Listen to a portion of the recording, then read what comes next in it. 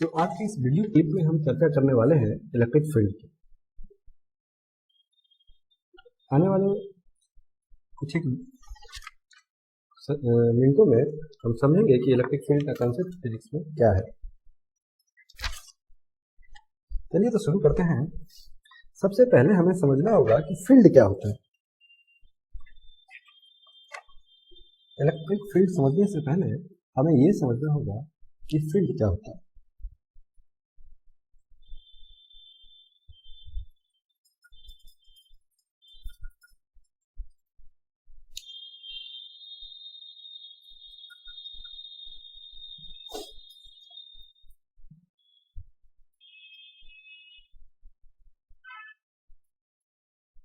तो आपको concept of field समझना है।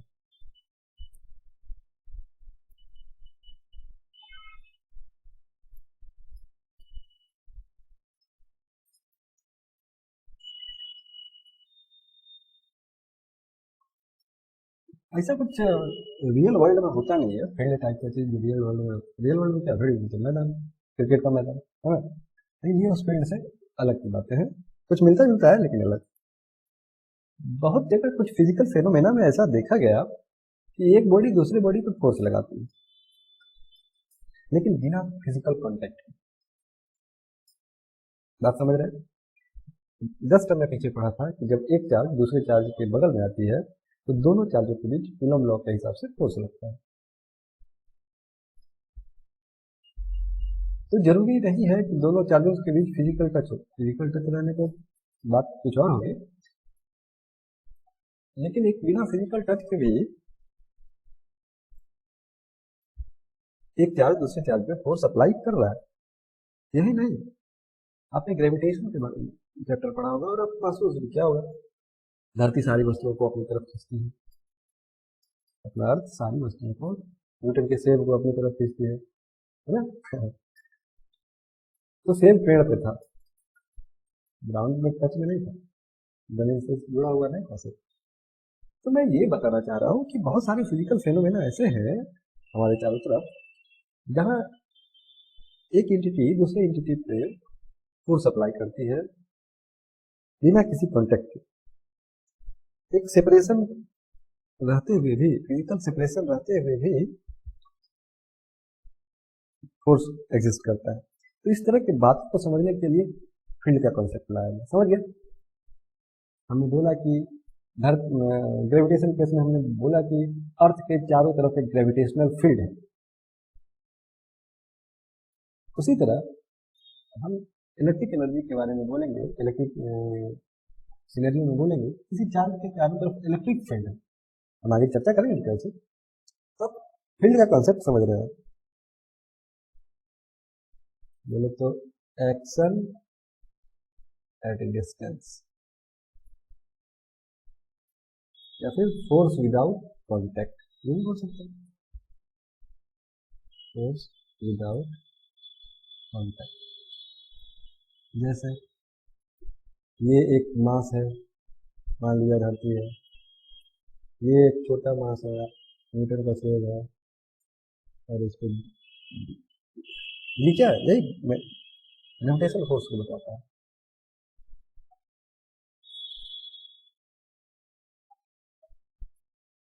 यही अभी मैंने जस्ट पहले वाले वीडियो में, हाँ मैं ये बता दे रहा हूँ कि जो लोग भी हमारे पिछले वाले वीडियो नहीं देखे हैं तो आप प्ले लिस्ट में जाकर उसे देख लें, जहाँ मैंने कूलम्ब्स लॉ ऑफ फोर्सेस के बारे में, चार्जेस के बारे में डिटेल से चर्चा किया है, ताकि आने वाले वीडियो आपके लिए समझना आसान हो जाए।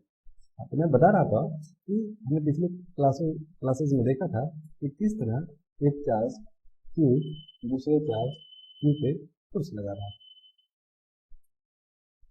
अगर दोनों पॉजिटिव है तो बाहर की तरफ है ना, यही बाहर की तरफ, इनके बीच का डिस्टेंस r था, कूलम्ब्स लॉ यही तो था, और ये फोर्स था। तो ये इलेक्ट्रोस्टैटिक कूलम्ब्स फोर्स या electrostatic force.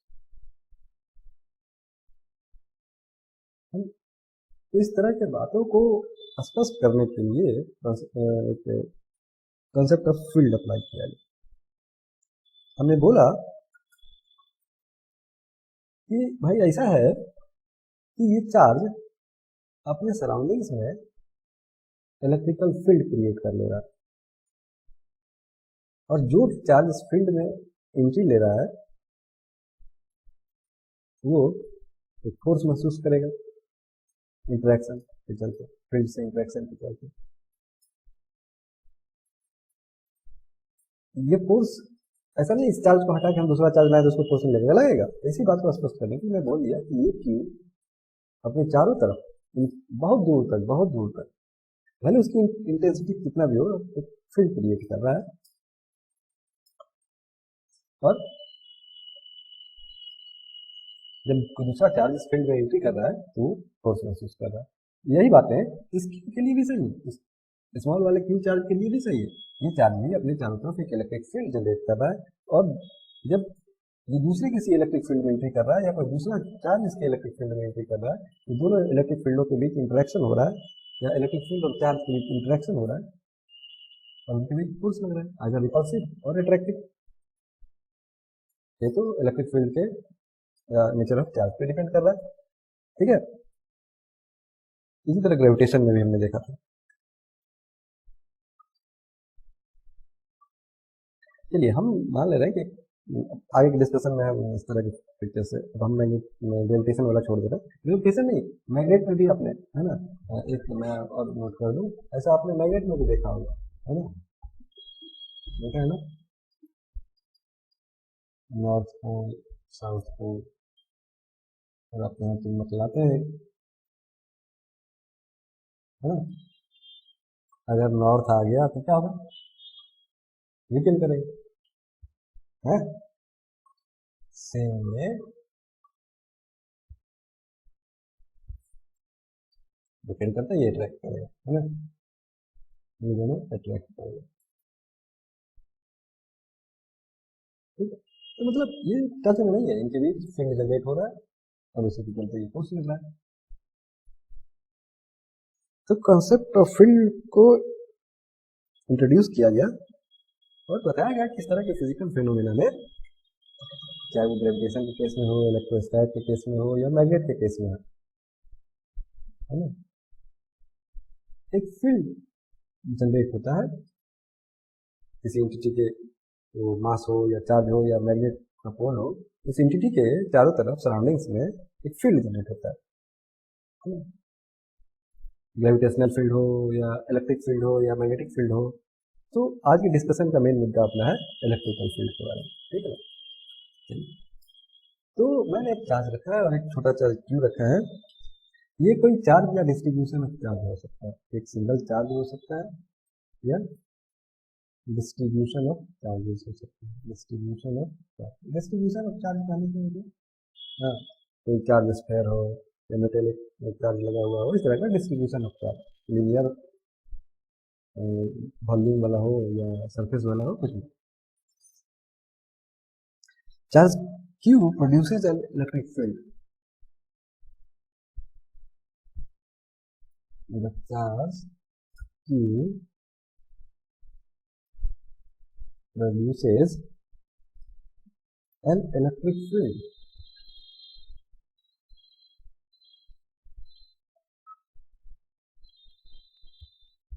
Anywhere in the surroundings, चारों तरफ पूरे ब्रह्मांड में। अब आप बोलोगे कि यहाँ का रखा चार्ज, यहाँ एक चुंबक रख रहा है तो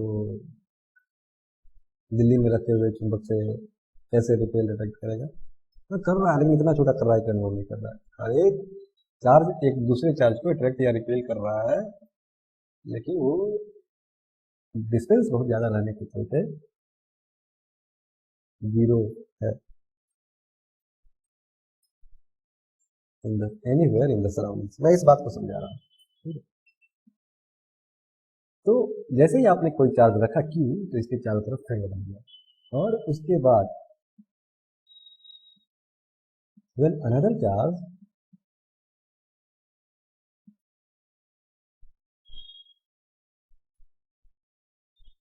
Q brought at some point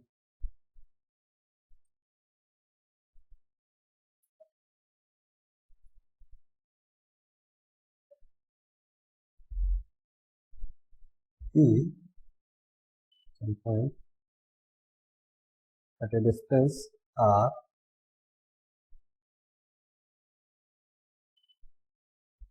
the field there acts on it. The field there acts on it and produces a force.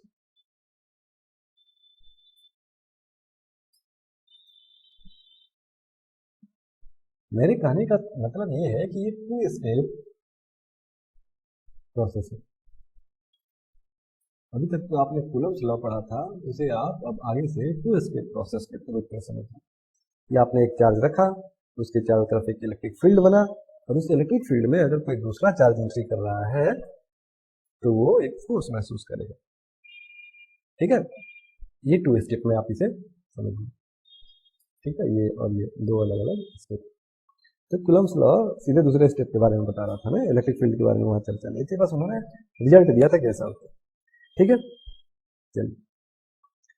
तो अब किसी पॉइंट पे इलेक्ट्रिक फील्ड जो रहेगा उसे बताने के लिए मेरे पास क्या क्या तरीके हैं।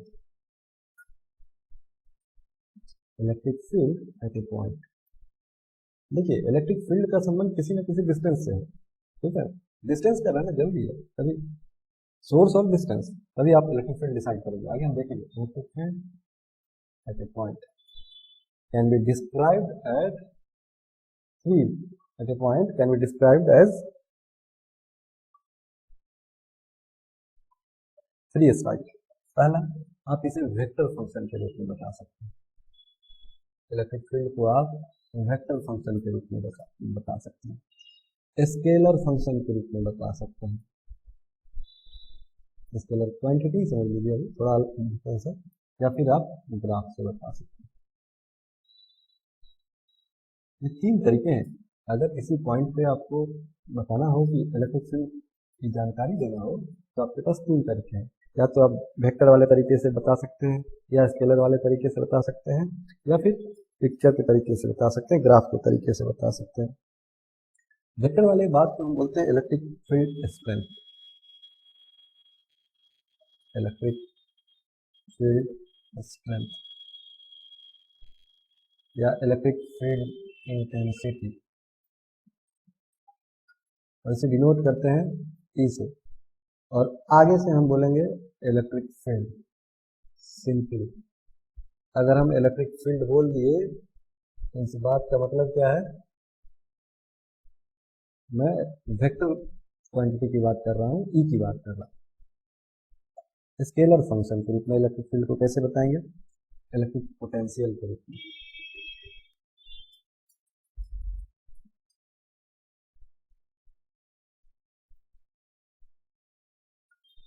इलेक्ट्रिक पोटेंशियल के रूप में, वोल्टेज उसी को, ठीक है, डिनोट कैसे करेंगे, भी से। देखिए इलेक्ट्रिक पोटेंशियल करेंगे, सिर्फ पोटेंशियल कहने से मैग्नेटिक पोटेंशियल भी हो जाता है ना, ठीक है, लेकिन आगे से हम इसे सिर्फ पोटेंशियल कहेंगे।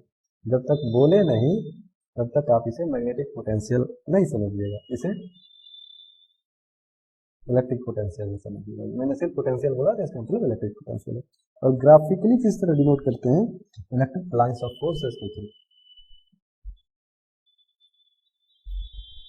इलेक्ट्रिक लाइंस ऑफ फोर्सेस, या इसे एक और नाम हम लोग देते हैं electric field lines, electric field lines. और आने वाले डिस्कशंस में हम शॉर्ट में से सिर्फ इलेक्ट्रिक लाइंस बोलेंगे। इलेक्ट्रिक लाइंस बोलेंगे तो आपको समझ जाना है शॉर्ट में कि मैं किसकी बात कर रहा हूँ, किस चीज की बात कर रहा हूँ। ठीक, और हम आने वाले लेक्चर्स में ये भी देखेंगे कि इन दोनों के बीच इंटर रिलेशन है और वो क्या है। ठीक है, इनके बीच जो इंटर रिलेशन है वो क्या है, ये स्केलर के बीच इंटर रिलेशन है वो क्या है, और इस दोनों को कैसे बता सकते हैं ये हम देखेंगे। चलिए, तो आज पूरा मेरा वीडियो क्लिप बस सिर्फ इस ई पे रहेगा, पॉइंट्स ऑफ लो पे। ठीक है, चलिए तो शुरू करते हैं। इलेक्ट्रिकल फील्ड ई क्या है, डिफिनीशन। अब आप बात आते हैं, अभी तक मैंने समझा कि किसी पॉइंट पे इलेक्ट्रिक फील्ड को बताने के लिए एक वेक्टर क्वांटिटी है, ठीक है। चलिए तो हम इस बात को नोट ही कर लेते हैं कि ये क्या है भाई, इलेक्ट्रिकल फील्ड क्या है, एक वेक्टर क्वांटिटी है, ठीक है ना। फील्ड बोला है तो मतलब फील्ड इंटेंसिटी, और अगर हम बोले इलेक्ट्रिकल फील्ड इंटेंसिटी क्या होता है तो मैं इसे बोलूं electrical force per unit charge. Electrical force per unit charge. कहने का मतलब ये है कि जब मैंने अभी कूलम्ब्स लॉ से आप जानते हैं कि जब ये चार्ज इस चार्ज के नजदीक आएगा तो ये फोर्स महसूस करेगा। तो मैं ये कहना चाह रहा हूं ये एक फोर्स महसूस करेगा। मैंने इस केस में मान लिया दोनों पॉजिटिव है, ये फोर्स महसूस करेगा, और ये फोर्स पर यूनिट चार्ज कितना है बोले तो F डिवाइडेड बाई Q। क्या इस बात को इस तरह लिख सकते हैं? बिल्कुल लिख सकते हैं। चलिए ये एक डिफिनेशन की बात है, आप इसका फिजिकल मतलब समझिए। देखिए मैं बार बार बोल चुका हूँ कि आप फिजिक्स थोड़ा मैथ से अलग है। मतलब आप जब कोई फार्मूला लिखते हैं फिजिक्स में तो उसका कुछ फिजिकल मीनिंग होता है, कुछ बाउंडेशंस होता है, कुछ कंडीशंस होते हैं जहाँ वो वैलिड होते हैं। मैथ वाले को इतना ध्यान नहीं रखना पड़ता है। तो आप फिजिक्स में जब कोई फार्मूला देखें तो उसे मैथ की तरह नहीं ट्रीट करें, ठीक है ना। उस फार्मूले का मतलब भी समझे, फिजिकल मतलब समझे कि ये फार्मूला क्या बोलना चाह रहा है। चलिए तो मैं इस चार्ज को बोल दे रहा हूँ सोर्स। ये बड़ा वाला सोर्स है चार्ज और charge distribution.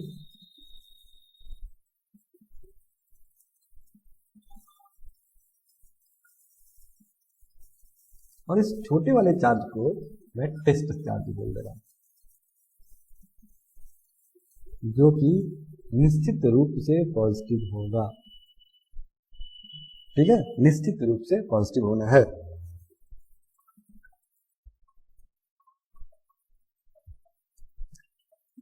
Electric field intensity, जैसा कि आपको नाम से लग रहा है, फोर्स कितना मजबूत है ये बताने के लिए ये है कि वहां जो फील्ड मजबूती है उसका इंटेंसिटी कितना है, ये बात बताने के लिए है। और सिर्फ मैं फोर्स की बात करूंगा तो ये दो चार्ज का होना जरूरी है, लेकिन जब मैं इलेक्ट्रिक फील्ड इंटेंसिटी की बात करूंगा तो इस क्यू का कोई मतलब नहीं होगा, ठीक है। इस बात को हम एक डिफिनेशन के तौर पर लिख देते हैं। मैंने ये लिखा हुआ है, ये किसी किताब का हू बहू कॉपी पेस्ट है, ठीक है, तो ज्यादा बोझल होने की जरूरत नहीं है। ये तीन defined E is vector, E is bold है, इसका मतलब vector. Vector E is defined as F E by Q naught. यहाँ क्यू नॉट दे रखा है, इसको इसी क्यू को क्यू नॉट दे रखा है, ठीक है। तो मैं भी यहाँ लिख चुका हूँ, ठीक है। चलिए इस बात को आप थोड़ा और इनोग्रेट करेंगे, E equal to F E by Q. चलिए तो एफ ई क्या है, 1 बाई कूलम्ब्स लॉ वाला के है 4 pi epsilon naught Q divided by are square.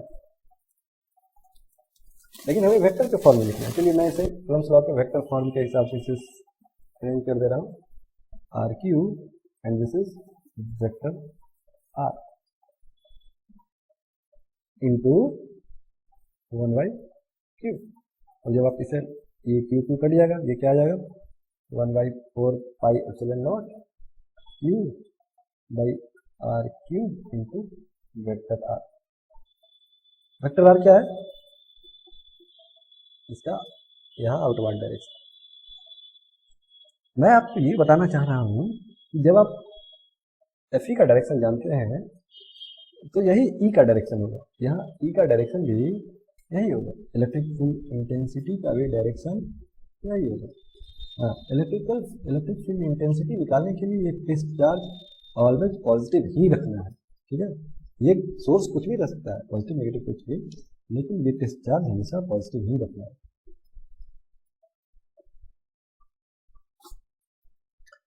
चलिए तो मैं कुछ पॉइंट्स आपको नोट करा दूं। सबसे पहला बात, SI unit of E electrical field intensity, तो force by F by Q, तो न्यूटन बाई कूलम, न्यूटन्स पर कूलम। देखिए मैं कूलम्स का स्पेलिंग दो तीन तरीके से लिख दे रहा हूँ, दोनों सही है, ठीक है, फोर्स पर कूलम, ठीक है। और जब मैं एक यूनिट ये हो गया, दूसरा एक और यूनिट अल्टरनेट यूनिट आप करके आप लिख लीजिए, ये SI यूनिट है, ठीक है, SI यूनिट पूछेगा तो ये लिखना है, अल्टरनेट, कुछ प्रॉब्लम आ रहे हैं। जब मैं अल्टरनेट यूनिट की बात करूंगा तो अल्टरनेट यूनिट वोल्ट पर मीटर, वोल्ट पर मीटर, ये जब हम पोटेंशियल वाला चैप्टर पढ़ेंगे तो वहाँ देखेंगे, है पोटेंशियल में इसका हम चर्चा करेंगे, ठीक है ना। आप अभी के लिए रखिए कि इलेक्ट्रिक फील्ड का यूनिट न्यूटन पर कूलम होता है, साथ ही साथ वोल्ट पर मीटर भी देख सकते हैं, दोनों एक ही बात है। न्यूटन कूलम तो यहाँ समझ में आ रहा होगा, डिफाइंड है E equal to F by Q. इसी तरह वोल्ट मीटर जब पोटेंशियल पढ़ेंगे तब हमको बताएंगे किस तरह वोल्ट मीटर होता है। चलिए, E is due to, E is property of source, E is property of source charge Q. हाँ, मतलब अगर मैं ये कहना चाह रहा हूँ कि ये नहीं भी रहे तो भी E एग्जिस्ट करेगा, ऐसा नहीं है कि ये नहीं रहे तो E एग्जिस्ट नहीं करेगा,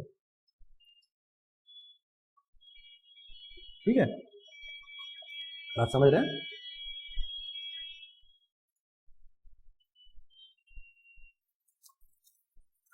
और अगर आप ऊपर वाले फॉर्मूले को एक बार गौर से देखिए तो एक बात और आपके नोटिस में आएगा, E इज, अभी मैंने जस्ट चर्चा किया है, independent from, independent of Q, test charge, test charge से इंडिपेंडेंट है। आपके फॉर्मूले में कहीं आपने अभी E के बारे में लिखा है, E इक्वल टू 1/4πε0, ये तो मीडियम पे डिपेंड करेगा, लेकिन अभी के लिए Q/RQ इंटू R। इसमें कहीं Q है क्या, कहीं Q है क्या इस फॉर्मूले में, अभी मैंने यहाँ लिखा है ना, कहीं Q है क्या इस फॉर्मूले में, नहीं, it is independent from Q। हाँ, तो बहुत से लोगों को कंफ्यूजन होता है, जैसे ही आप ये फॉर्मूला, आपके जहन में ये फॉर्मूला रहता है ना, तो भाई इससे इंडिपेंडेंट कैसे होगा, इसमें तो है इनवर्स रिलेशन है, लेकिन ऐसा नहीं है, ये भी तो Q पे डिपेंड कर रहा है, और कुछ इस तरह हो जाता है कि यहाँ का Q और यहाँ का Q कैंसिल आउट हो जाता है ना, तो it is independent of Q। बात का मतलब ये है कि Q रहे ना रहे, चलिए इस बात को लिख लेते हैं, E exists at some point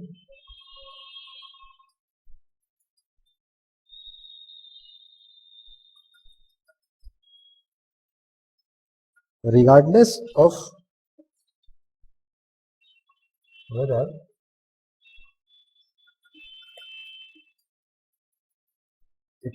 its charge is present in place or not, is present or not, कुछ भी, ठीक है, तो टेस्ट चार्ज रहे ना रहे कोई ज्यादा फर्क नहीं पड़ता, कोई फर्क नहीं पड़ता, क्योंकि E इंडिपेंडेंट ऑफ Q है। डिस्कशन को आगे बढ़ाते हैं। देखिए, अगर मैं थोड़ा आपको फिर से रिवाइंड कराऊं तो अभी तक हमने फार्मूला देखा, इलेक्ट्रिक फील्ड के कॉन्सेप्ट को देखा कि कूलम्स लॉ को सोचने का दो स्टेप है। एक स्टेप ये बताता है कि किसी सोर्स चार्ज के बगल में एक चारों तरफ एक इलेक्ट्रिक फील्ड क्रिएट होता है, और जब कोई दूसरा चार्ज इस फील्ड में एंट्री करता है तो उसे फोर्स महसूस होता है। फिर हमने इलेक्ट्रिकल फील्ड का एक मैथमेटिकल डिफिनेशन बनाया जो कि इस तरह का है, और असाइनमेंट हमने देखा कि ये प्रॉपर्टी ऑफ सोर्स है और ये इंडिपेंडेंट ऑफ Q है। चलिए, अब एक बहुत इंपॉर्टेंट बात ये है कि इस फॉर्मूले से मैं ये बोल दूं कि E R पे डिपेंड कर रहा है, तो Q टेस्ट चार्ज पे तो डिपेंड नहीं कर रहा है, लेकिन R पे तो जरूर डिपेंड कर रहा है ना। तो R पे जो डिपेंड कर रहा है, इसका क्या मतलब है, E depends on R, R बोले तो स्पेस कोऑर्डिनेट, स्पेस कोऑर्डिनेट मतलब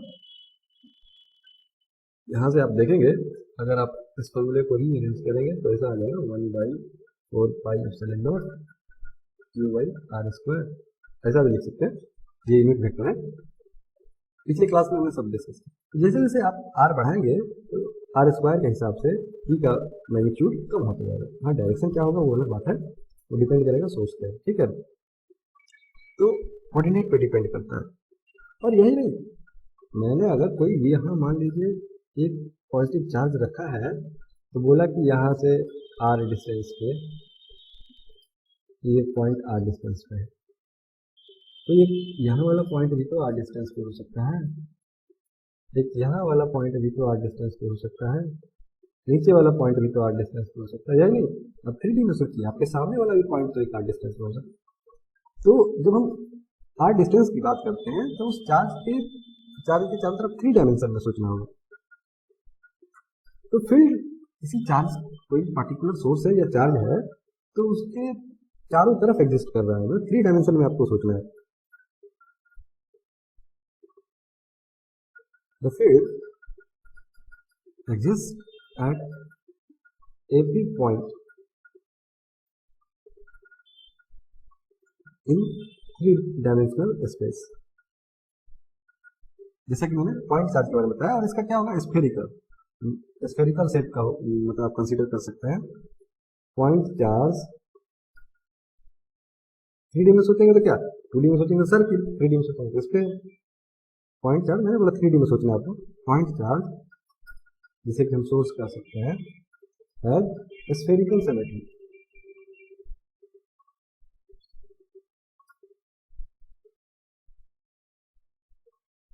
आर डिस्टेंस में यहाँ मैग्नीट्यूड यहाँ का सारा सेम होगा, लेकिन डायरेक्शन सबके अलग अलग होगा। मैग्नीट्यूड सेम क्यों होगा, क्योंकि आर डिस्टेंस ये भी है, आर डिस्टेंस ये भी है, आर डिस्टेंस ये भी है, आर डिस्टेंस ये भी है, तो 3D में एक स्फीयर बन जाएगा। बात समझ में आ रही है? इस बात को थोड़ा बढ़िया से बना लेते हैं। मैं ये कहना चाह रहा हूँ कि अगर आपने पॉजिटिव क्यू रखा है तो, और यहाँ किसी, मेरा ड्राइंग थोड़ा नोट सोचें तो आप नोट करेंगे, मैं इस तरह का कहीं पॉइंट कर रहा हूँ, तो यहाँ बाहर की तरफ होगा, यहाँ बाहर की तरफ होगा, यहाँ बाहर की तरफ होगा, यहाँ बाहर की तरफ होगा। इस तरह का कुछ सिचुएशन बनेगा जहाँ अगर आप एक स्फेरिकल का लेयर लेंगे तो इसमें चारों तरफ बाहर की तरफ होंगे। और यही मैं अगर निगेटिव चार्ज की बात करूँ, अगर सोर्स निगेटिव चार्ज होता और मैं किसी स्फेयर के सेल का बात करूँ, इस सेल का, इस स्फेयर के हर एक सेल का डिस्टेंस यहाँ से कितना है, तो 90 से, मतलब इसका लेंथ बराबर होना चाहिए। यहाँ किस डायरेक्शन में होगा, नीचे के टुवर्ड्स द ई होगा, ठीक है। सोर्स है ना, मैं ये बताना चाह रहा हूँ। तो यहाँ आप एक निगेटिव, छोटा सा निगेटिव चार्ज ला के देखिए, इधर अट्रैक्ट करेगा इधर। यहाँ आप एक छोटा सा पॉजिटिव चार्ज ला के देखिए, किधर भागेगा, बाहर की तरफ। प्लस टेस्ट, सर यहाँ टेस्ट, यहाँ पॉजिटिव चार्ज लाइए तो अट्रैक्ट करेगा, पॉजिटिव चार्ज लेगा तो निकल करेगा। तो टेस्ट चार्ज हमेशा पॉजिटिव होगा। मैं आपको बार बार हाईलाइट कर रहा हूँ इस बात को कि टेस्ट चार्ज हमेशा पॉजिटिव होगा। तो बातें आप समझ रहे हैं ना, कि किसी सोर्स के चारों तरफ 3D में आपको सोचना है, ये फील्ड एग्जिस्ट करेगा, इलेक्ट्रिक फील्ड एग्जिस्ट करेगा, और ब्रह्मांड के इस छोर से उस छोर तक वो फील्ड क्रिएट होगा। भले उसका मैग्नीट्यूड आर बढ़ने से कम होते जाएगा, अभी देखा ना आपने, इनवर्स रिलेशन में है आर स्क्वायर से, तो धीरे धीरे बहुत कम हो जाएगा। आपको किसी चार्ज का फील्ड महसूस हुआ है क्या, किसी हाथ में नहीं ना? तो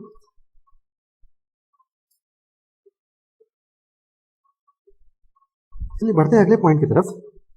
ये पॉइंट बहुत ही इंपॉर्टेंट है। ये पॉइंट ये कह रहा है कि अगर Q को, टेस्ट चार्ज को एक कूलम्ब कर दिया जाए, और आपको पता है टेस्ट चार्ज ऑलवेज पॉजिटिव होगा, तो plus 1 coulomb, unity positive charge, positive test charge अगर एक कूलम्ब कर दिया जाए तो क्या होगा, आपने इलेक्ट्रिक फील्ड की डेफिनेशन में देखा E इक्वल टू F/Q, और अगर ये टेस्ट चार्ज है और इस टेस्ट चार्ज को अगर आप 1 कूलम कर देंगे तो ये क्या हो जाएगा, Fe के बराबर हो जाएगा। इस बात का मतलब ये है कि मैं इस इलेक्ट्रिक फील्ड को एक दूसरे एंगल से भी डिफाइन कर सकता हूँ। कैसे डिफाइन कर सकता हूँ? E is defined as Fe when Q is equal to +1 coulomb. एक कंडीशनल, ये कंडीशनल डेफिनेशन इसको बोलते हैं। एक कंडीशन के तौर पे मैं इसे इस तरह डिफाइन कर सकता हूँ। मैं Fe के बारे में जानता हूँ, कूलम्स लॉ पे पहले पढ़ रखा है, तो उस हिसाब से मैं ये इस तरह का एक डेफिनेशन बना सकता हूँ। अगर आप इसे लैंग्वेज देना चाहेंगे तो लैंग्वेज में the electric field due to a charge Q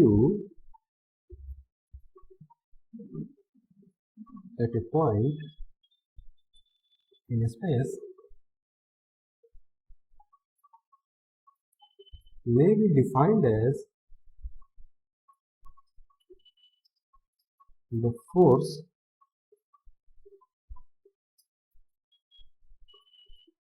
that a unit positive charge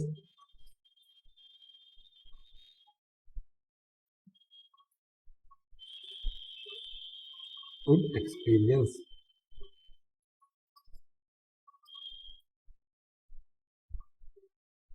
if placed at that point।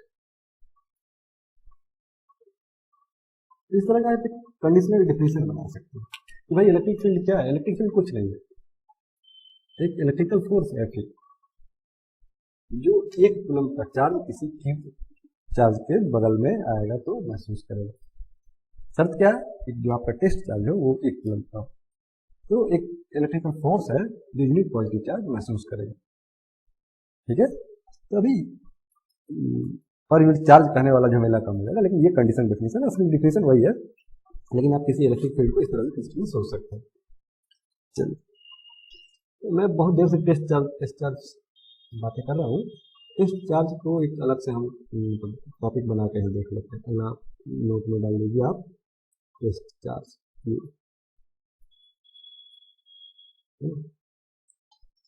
Test charge क्या है तो देखिए, इस बार में आपको बहुत मैं शुरू करें ऑलवेज पॉजिटिव। पहला बात क्या, ऑलवेज पॉजिटिव। देखिए पॉजिटिव नेगेटिव से क्या होगा, डायरेक्शन कन्वेंशन बना हुआ है कि फोर्स के डायरेक्शन में ही इलेक्ट्रिक फील्ड का डायरेक्शन है।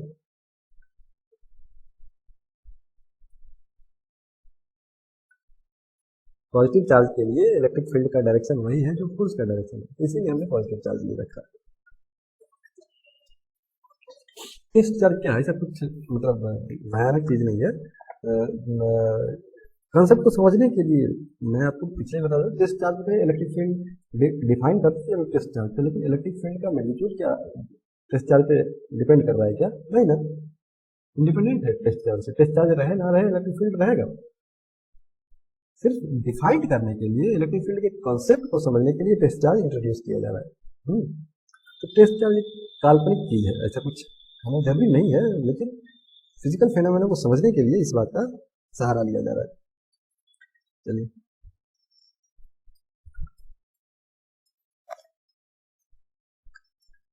मैं ये कहूँ कि एक चार्ज जो सोर्स था यही वही वाला क्यू है, ठीक है, और एक टेस्ट चार्ज में ले आया क्यू।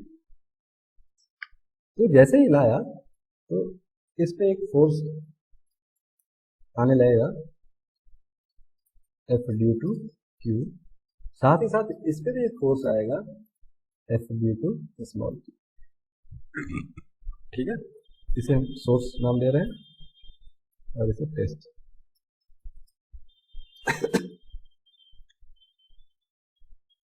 मान रहे हैं कि हम दोनों लगभग बराबरी का है, दोनों का ये 5 कूलम है तो ये भी 5 कूलम है, इस टाइप का। तो इस फोर्स के चलते और इनके बीच का डिस्टेंस कितना है, r है। तो मैं ये कह रहा हूँ इस फोर्स के चलते ये डिस्टर्ब होने लगेगा, अपना पोजीशन चेंज करना चाहेगा।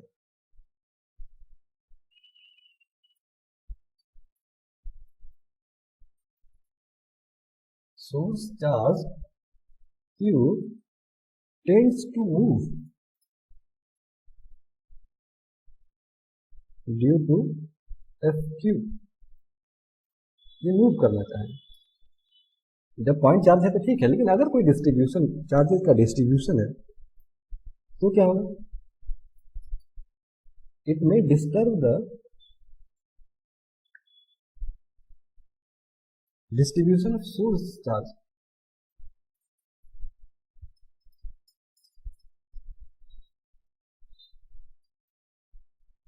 कहने का मतलब ये है कि मान लीजिए कि अगर यहाँ बहुत सारा थोड़ा सा और ये रेडी टू मूव है, तो जब इस पे एफ क्यू काम करने लगेगा तो इसका हालत कुछ इस तरह का हो जाएगा, सारा चार्ज एक जगह एक्यूमुलेट हो जाएगा, और ये वाला हिस्सा खाली हो जाएगा। तो इलेक्ट्रिक फील्ड का नेचर और मैग्नीट्यूड डिस्टर्ब हो सकता है। तो इस बात को ओवरकम करने के लिए हमने जो टेस्ट चार्ज यहाँ लाया है Q, इसका रेमेडी क्या है? रेमेडी क्या है कि हमने जो टेस्ट चार्ज Q ला रहे हैं, हम टेस्ट चार्ज जो Q ला रहे हैं ये बहुत स्मॉल हो, नेग्लिजिबल, मतलब Q टेंस टू 0 हो। और अगर बहुत कम होगा तो क्या होगा, ये बात सही है कि जब Q कम होगा तो भी जो इलेक्ट्रिकल फोर्स Fe है, FQ और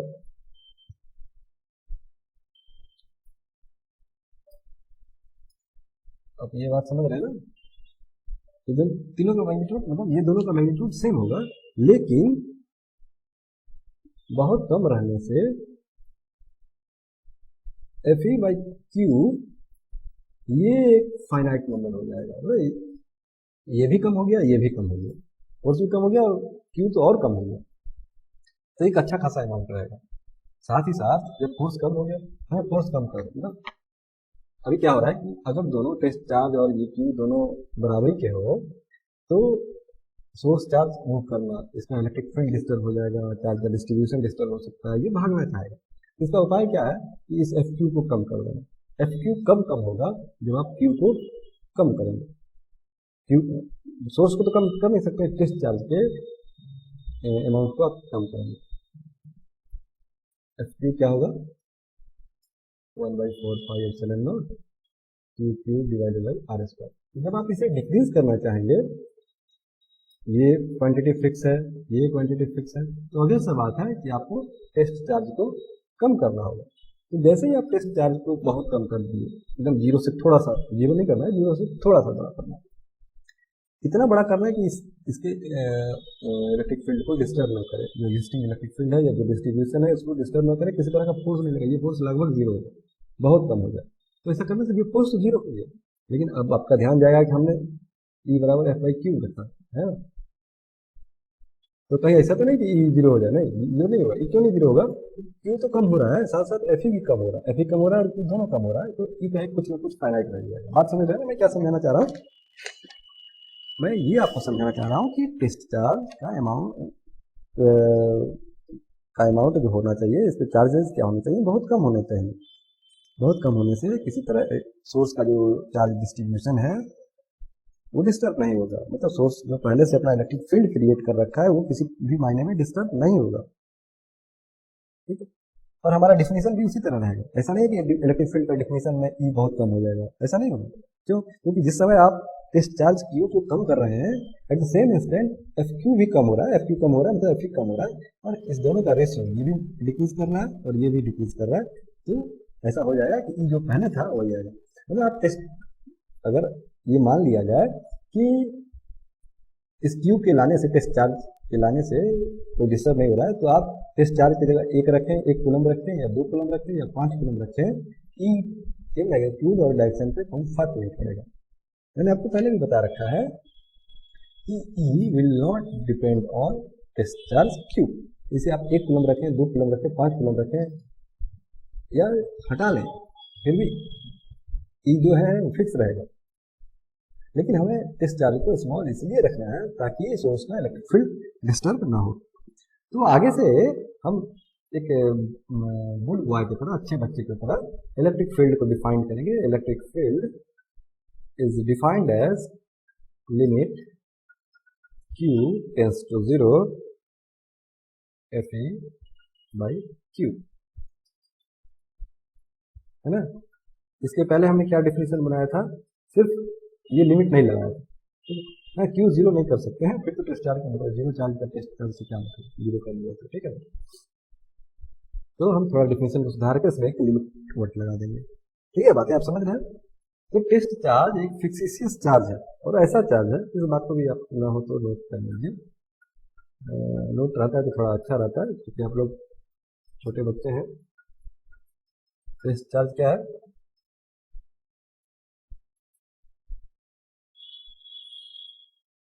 फिक्सिशियस चार्ज है that exerts no force on nearby charges but experience forces due to them। ऐसा चार्ज है जो बगल वाले चार्ज पे फोर्स नहीं लगाता है, लेकिन बगल वाला चार्ज उस पर लगाता है। ऐसा कहीं हो सकता है क्या? कूलम्ब्स लॉ तो इसकी अनुमति नहीं देता।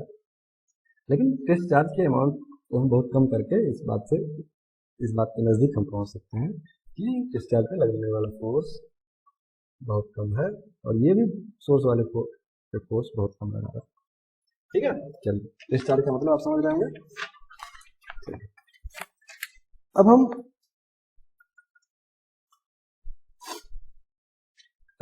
बातों को समराइज कर लेते हैं। समराइज करने का मतलब ये है कि अभी तक के लेक्चर में हमने जो पढ़ा उस बात को बढ़िया से समरी तैयार कर लेते हैं। देखिए, पहला बात इलेक्ट्रिक फील्ड की जब हम करेंगे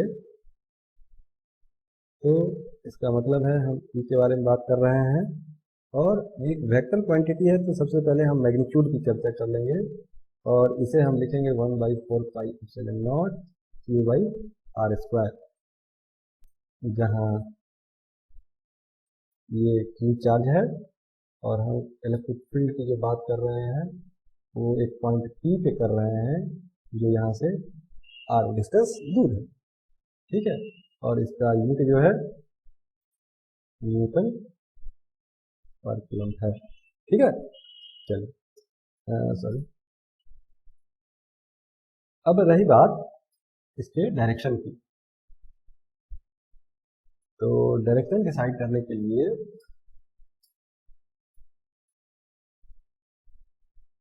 ये मैग्नीट्यूड हो गया, अब डायरेक्शन डिसाइड करना है।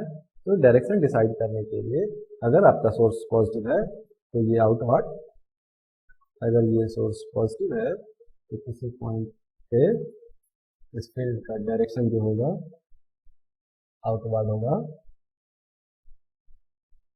और अगर ये नेगेटिव है सोर्स तो किसी पॉइंट पे इस इलेक्ट्रिक फील्ड का डायरेक्शन है ना। आपको यहाँ एक पॉजिटिव टेस्ट चार्ज रखना है, तो रिपेल करेगा, पॉजिटिव टेस्ट चार्ज रखना है, अट्रैक्ट करेगा। यही तो सिचुएशन हो सकता है ना। ये है, ठीक है, बस इलेक्ट्रिक फील्ड में यही है।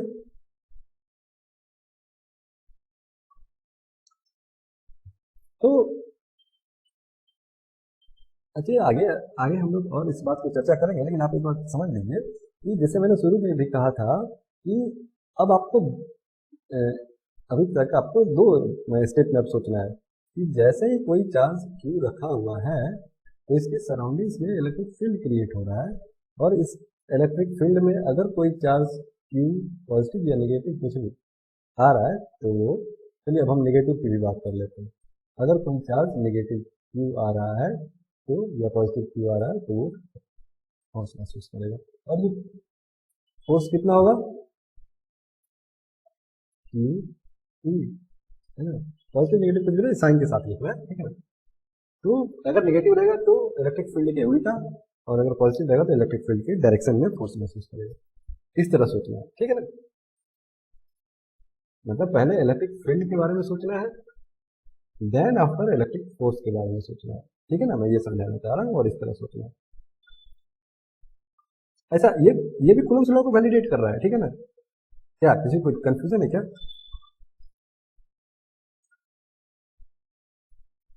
किसी को कोई कंफ्यूजन है क्या? नहीं ना। चलिए मैं आपको एक इसको सॉल्व करके बताता हूँ। ये प्लस क्यू, ये माइनस क्यू, और इनके बीच का डिस्टेंस कितना है? आर, ठीक है। तो अगर ऐसा है हम, और आप कोई सा फोर्स ले सकते हैं। हमने अभी यहाँ ये फोर्स, कुछ गड़बड़ हो रहा है, चलिए वीडियो को मास्टर करिए। अगर मैं यहाँ लगने वाले फोर्स की बात करूँ, इस फोर्स का कैलकुलेशन करूँ, तो एफ ड्यू टू क्यू, इस फोर्स की बात करूँ तो यहाँ जो फोर्स लगेगा कैसे कैलकुलेट करेंगे? कूलम्ब्स लॉ के हिसाब से हम देखते हैं, और फिर इधर से भी देखते हैं। पहले हम इलेक्ट्रिक लॉ से डिसाइड करते हैं। इस सोर्स के चलते यहाँ इलेक्ट्रिक फील्ड क्रिएट होगा। ये इलेक्ट्रिक फील्ड कितना होगा?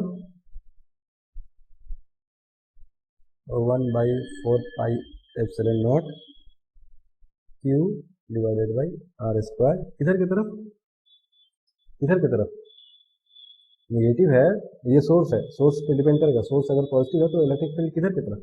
आउटवर्ड, है ना। चलिए, और जब हम फोर्स की बात करेंगे तो क्यू ई, क्यू कितना? माइनस क्यू, है ना। ये क्योंकि क्यू लिखा हुआ है इसीलिए आप इसे ऐसे समझ सकते हैं। थोड़ा कंफ्यूजिंग लग रहा है, इसीलिए मैं इसे क्या कर दे रहा हूँ, इसे डिलीट करके इस चार्ज को मैं क्यू नॉट नाम दे दे रहा हूँ, ठीक है। चलिए, तो जब मैं इस फॉर्मूले को करूँगा, क्योंकि क्यू क्यू छोटा क्यू बड़ा क्यू कुछ कंफ्यूजन था, तो जब मैं बात करूँगा तो इसे लिखता हूँ माइनस क्यू नॉट इंटू इस क्यू की जगह ई क्या है? 1/4πε0 Q divided by are square. Direction किधर? आउटवर्ड, ठीक है।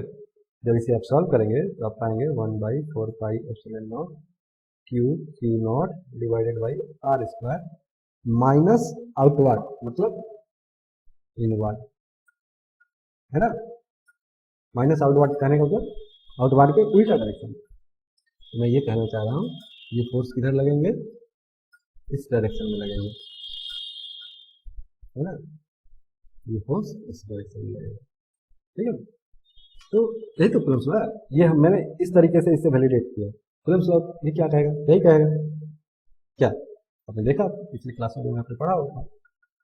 तो मैं ये कहना चाह रहा हूँ कि अब आपको सोचना इस तरह है कि पहले ई के बारे में सोचिए, फिर एफ के बारे में सोचिए, कूलम्ब्स फोर्स के बारे में सोचिए, ठीक है। तो आज के लिए इतना ही, मिलते हैं अगले वीडियो के लिए।